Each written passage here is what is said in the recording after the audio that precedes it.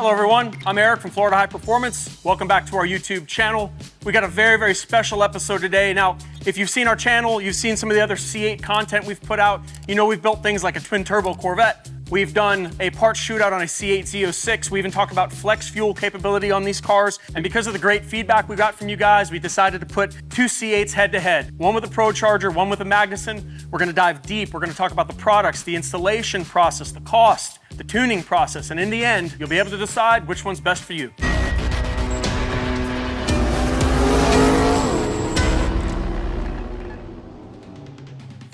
All right, guys, let's get right into our first C8 Corvette. This is Frank's 2023 Z51. Frank actually brought us this car a few months ago. We went ahead and installed a set of Cook's headers, Cook's high flow cats, their cat blankets, as well as a Corsa cat back. Frank was looking for just more performance, more sound. We were able to unlock the ECU and tune the car too while we were at it. And we also installed a flex fuel sensor on this car. So for the last few months, Frank has been driving around on E85, which works really well in these cars. We actually talk about that in one of our other videos here on our channel. We talk about flex fuel capabilities in the Global B platform like the C8. So car already was modified. Frank reached out, he got a little tired, got a little bored of the car, was looking for more performance.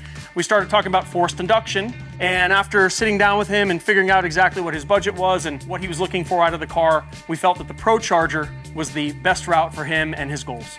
So I want to talk to you a little bit about Procharger, why we went with a Procharger setup on Frank's car, and why we prefer Procharger on some builds and not others. So I'm going to go ahead and open up the hatch here. We're going to show you guys the kit. Jared's got some really nice shots of this system installed. You'll notice first thing, it just looks absolutely beautiful in the engine bay.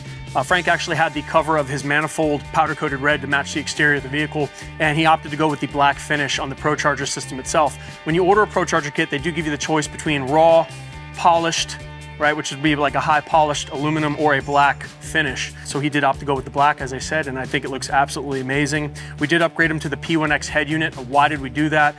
It's just a few $100s more, and I feel like the P1X head unit as compared to the P1SC head unit will just offer more room to grow down the road. If Frank wants to make more horsepower, he'll be able to do that. And overall, kit just looks amazing. I absolutely love it, and it sounds amazing too.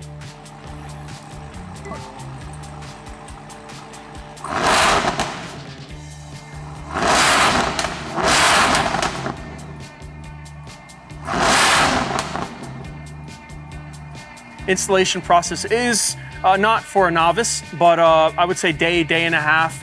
You know, we do some custom touches on our systems here. We route the lines a little differently and things like that. But overall, for the most part, ease of installation, it's not too bad, right? And you'll see when we compare this to the Magnuson that, again, you do not have to remove the engine. That is a huge plus and a huge time saving, of course. Some other notable features that we really like in the Procharger systems is their air-to-water intercooler setup. There's a lot of systems out there for other vehicles that are air-to-air. Air-to-air is okay up to a point, but there's nothing more efficient and nothing that's going to cool that charge air down better than an air-to-water setup, and that comes standard on their systems. So you'll notice that the intake manifold already has the intercooler integrated into it. The kit's going to come with the reservoir, fittings, lines, the actual heat exchanger itself, everything you're going to need to plumb the air-to-water system. And of course, at the end of the day, efficiency is what we're always after, and that's exactly what this kit provides. One other thing I really like about the Procharger system is the cog drive that drives the blower. The front of the engine has a jack shaft style setup where the engine drives a pulley, the pulley drives the blower, and because it's a cog setup, it makes a really unique sound, almost like a whine, like what you would hear in one of those top alcohol dragsters, the 871s, like that. Wee, wee.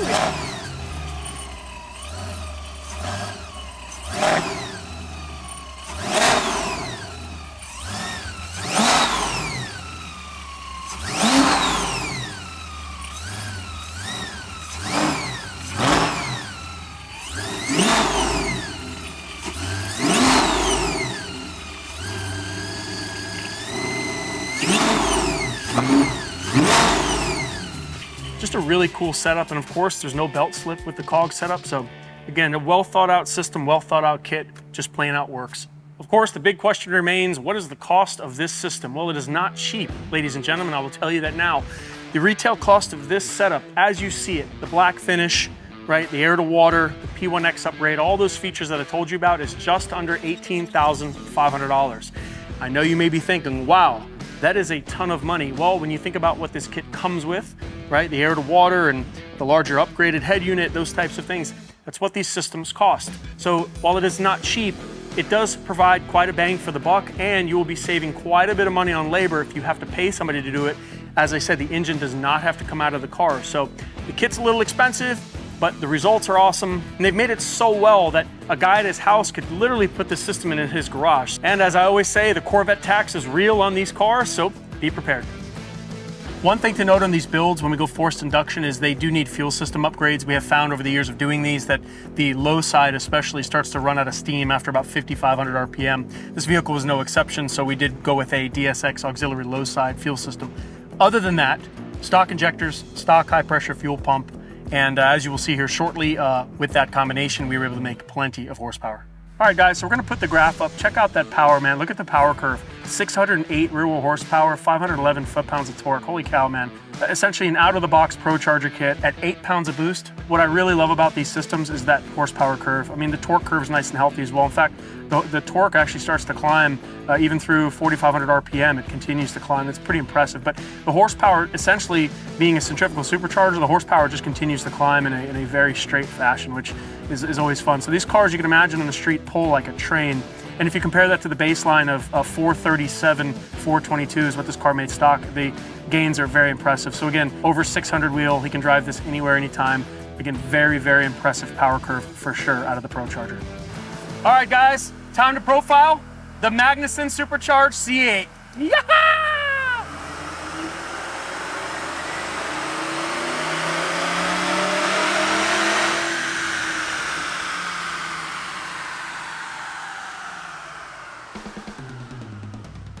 All right, guys, I'm sitting inside of this beautiful 2024 Corvette we lovingly called Thin Mint. You know, you guys just watched Frank's C8 and the Procharger. Well, we're gonna dive right into the Magnuson. We're gonna talk about the good, the bad, the ugly, right? What we like about it, maybe what we don't like about it. The price as tested is just under $12,000. I know, sit down, relax. It is a lot of money. There's no doubt about it. Remember, I told you guys before, the C8 tax is real, right? The Corvette tax with these cars is real deal. If you head over to Magnuson's website and you read all about this unit, you will see that they advertise right at a 45% increase in power over stock. So it puts you right at about 700 crank, about 650 or so foot-pounds of torque, which again, at 7 PSI out of the box is a very impressive number for sure. Now I want to dive into the installation specifics of the Magnuson Supercharger on the C8. We've heard it both ways. We've been told that you can do it actually in the car without removing the engine.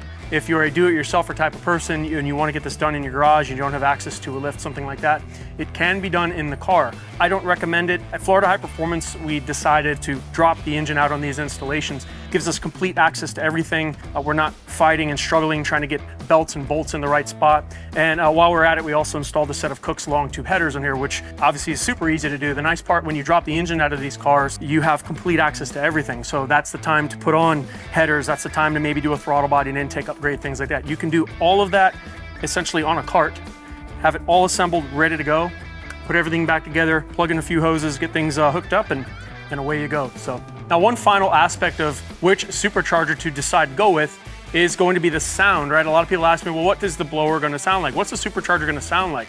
Well, the centrifugal style Procharger is going to sound a hell of a lot different than the Magnuson is, especially at idle. The Magnuson, being a top mount supercharger, is not really going to make any sort of noise at idle. Even light throttle, you probably will not hear it. Whereas the Procharger, being a centrifugal style supercharger, is going to make a lot more noise, right, with regard to the whine of the supercharger at idle. So when customers come to me and ask, you know, which one's quieter, which one's louder, what makes what sound, I want to make sure that they understand that the centrifugal style superchargers at idle and just normal driving are going to be a lot noisier than the Magnuson. Now, at wide open throttle, they're both going to do their thing, but specifically at idle and partial throttle, typically the centrifugal style Procharger is going to be a lot noisier. All right, guys, so we've talked all about the Magnuson. Without further ado, let's go ahead and make a dyno hit here and see exactly how much power this thing makes.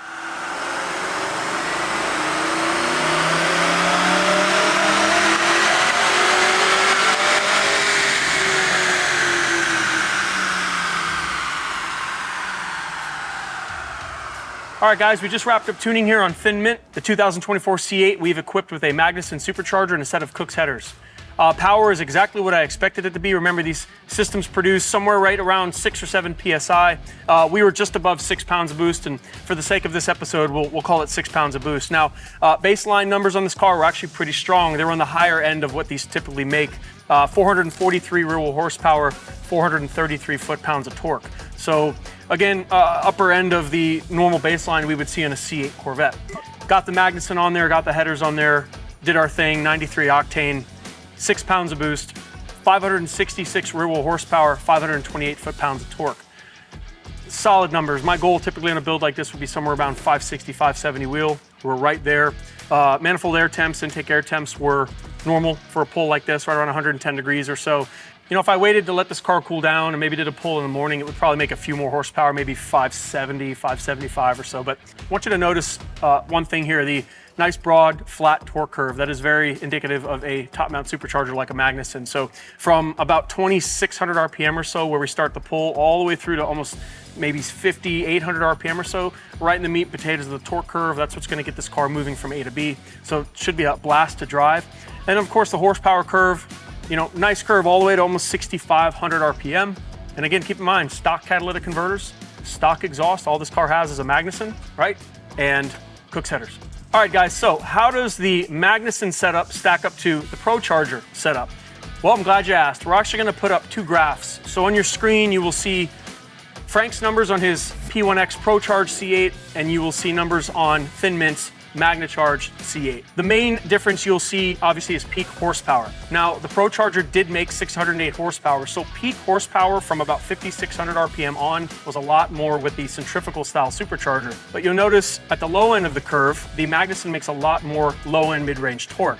That is very, very common with top mount superchargers. You're gonna have a lot more low end torque, a lot fatter torque curve, whereas the centrifugal supercharger, as it spins, as the engine speed increases, so does boost, right? It's a lot more of a linear curve. So typically the Procharger is gonna make less boost down low, right? And then more peak horsepower up top. Whereas the Magnuson is gonna make more torque down low, right? It's gonna make more instant boost. It's gonna carry through the power band, but typically they don't make as much up top because the boost is limited after, say, 5,500 RPM or so on this particular setup. Now guys, looking at these curves, it is also important to remember, I will remind you, Procharger made 8 pounds of boost, all right? The Magnuson's making 6. So it makes sense that the Procharge setup is going to make more horsepower up top, right? So if you're really comparing apples to apples here, it's not, right? One is making more boost than the other. Question is why? It's just the nature of that type of setup. Those superchargers, again, with more engine speed will create more boost. So I would say overall, you know, depending on what you wanted to do with the car, whether it's a race car, street car, whatever, you'd have to determine what's important to you.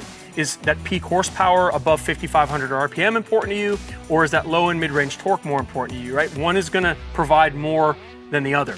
So at the end of the day, when it comes down to brass tacks on this thing, it really comes down to user, comes down to the goals, and ultimately what you're gonna be doing with the car. So after watching the video, guys, you're still on the fence as which one to choose. Consider 3 things: cost of the system, difficulty of the installation, and of course, overall power output and overall long-term goals with the car.